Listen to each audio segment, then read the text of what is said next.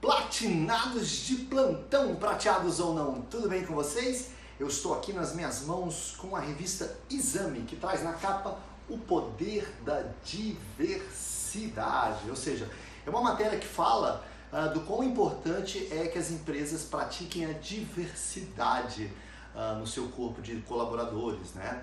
A revista vai trazer aqui, acho que a partir dessa edição, o Guia Exame de Diversidade, que vai avaliar as empresas segundo 4 categorias de inclusão, né? Étnico-racial, LGBTI+, mulheres e pessoas portadoras de deficiência, não é mesmo? Eu tenho um outro canal, um canal que eu falo de inovação, de futuro, de tendências. No outro canal, vou deixar o link na descrição desse vídeo, eu converso um pouco mais em profundidade sobre essa matéria. Nesse canal aqui da Revolução Prateada, como o foco é a longevidade, a revolução da longevidade, eu vou me deter mais no assunto que eu considero mais crítico e relevante, que é o seguinte: a revista fala de diversidade, traz aqui pelo menos 4 categorias e ela não toca no assunto da diversidade etária, ou seja, é como se nas políticas de diversidade das empresas a questão etária, ou seja, incluir profissionais de diferentes idades, não estivesse no radar das empresas. E para mim só tem 2 explicações para isso. A primeira é o seguinte: tá tudo bem, tá tudo tranquilo, não existe distorção, não existe nenhum preconceito em relação à idade dos profissionais, logo esse tema de inclusão não é merecedor de nenhum olhar especial. Essa é uma possibilidade. E a outra é o seguinte, é que esse tema da diversidade etária está totalmente fora do radar das empresas, que é o que eu acho que na maioria dos casos vem acontecendo. Ou seja, as empresas nem sabem que elas não sabem, entendeu? Acho que nem tomaram a consciência ainda que nas políticas de inclusão e de diversidade elas têm que ter um olhar também para a questão da idade, né? Eu acho que nenhuma empresa hoje em sã consciência anunciaria ou falaria de uma vaga de emprego que ela só quer alguém que seja loiro ou alguém que seja heterossexual, ela nem teria coragem de dizer isso, mas talvez ela não se constrangesse de dizer que uma determinada vaga de emprego só serve para quem tem até determinada idade, né? Ou seja, a questão do preconceito etário, ele está um pouco fora do radar das empresas. E o que acontece? A gente está vivendo cada vez mais, a gente está vivendo 70, 80, vai viver 90, a gente vai se aproximar daqui a não muito tempo dos 100 anos de idade, e é claro que isso vai obrigar que a gente fique cada vez mais tempo no mercado de trabalho. A reforma previdenciária do Brasil é só um exemplo, está acontecendo no mundo inteiro. É provável que com essa reforma a idade de saída já fique ao redor dos 65 anos de idade. E o que acontece? E a gente tem aqui um problema, que é o seguinte: é um mercado de trabalho que é relativamente preconceituoso com aquele profissional que está fora do mercado por volta dos 50 anos de idade. Ou seja, o profissional que sai, que fica fora do mercado por volta dessa idade, segundo relatos e segundo o que a gente observa, ele tem uma certa dificuldade de reinserção. E à medida que sobe essa régua, 52, 55, 57, vai ficando mais difícil a reinserção dele ainda, e talvez muito venha de algum preconceito, de algum etarismo, como se diz, né? E a bem da verdade, sendo muito justo, o preconceito etário não é só com quem tem uma idade mais avançada, acima dos 50. Existe também contra o jovem, sobretudo o jovem que não teve o primeiro emprego ainda, ou seja, o jovem que não tem experiência. Eles querem um jovem com experiência, mas o jovem nunca vai trabalhar, nunca vai ter experiência, né? Quem é jovem já passou e sabe o que eu estou dizendo, né? Deve ser por isso que se criaram, instituíram tantos programas de primeiro emprego. Mas talvez no futuro breve a gente tenha que pensar numa política do último emprego, não é mesmo? Para que a gente possa resolver a distorção na outra ponta da régua, não é mesmo? Porque não é possível que o mercado de trabalho considere alguém com 48, 50 ou 52 alguém que não sirva mais para a empresa. Essa pessoa está cheia de experiência, capacidade de liderança dela ficou melhor, capacidade dela de avaliar cenários, a inteligência emocional dela está melhor resolvida. Então tem uma série de atributos que são importantes e que essa pessoa é capaz de manejar também, né?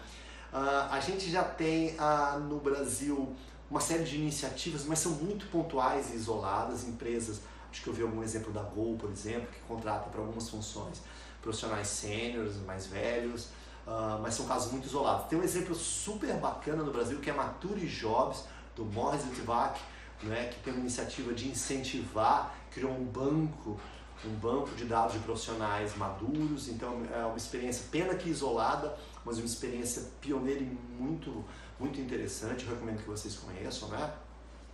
E o que acontece? Eu acho que se as empresas elas não forem capazes de incluir também o tema da diversidade etária, se elas não forem capazes de fazer isso por alguma forma de justiça, e for um caso realmente de miopia, elas deveriam fazer isso nem que fosse por pragmatismo empresarial. Uma pesquisa de 2017 do Instituto Locomotiva calculou que o poder de consumo do mercado prateado, ou seja, aqueles consumidores que têm 50 anos ou mais, é de 1,6 trilhão de reais, ou seja, 1 trilhão e 600 bilhões de reais é o poder de consumo desses consumidores de 50 anos ou mais. Ou seja, é um mercado enorme e vou falar para vocês, muito mal explorado. As empresas não sabem como atender adequadamente esse segmento e quando querem atender é com visões estereotipadas de velhinho, de terceira idade, imagens muito caricatas que não representam a complexidade, a dimensão e a diversidade dos diversos microgrupos que compõem esse enorme contingente de pessoas acima de 50 anos ou mais. E um dos grandes problemas para que as empresas possam atender, para atender você tem que entender, é justamente que elas não possuem dentro do seu quadro funcional profissionais com idade um pouco mais avançada. E o que acontece? É muito difícil você entender aquela demanda daquele segmento se você não experimenta na pele o que é aquilo. Ou seja, muitos dos produtos e serviços que são supostamente desenhados para essa parcela de 50 ou mais são desenhados por pessoas de 25, de 30, de 35, de 40. E quem tem 20, 25, 30, 40 não sabe o que é ter 60, 70.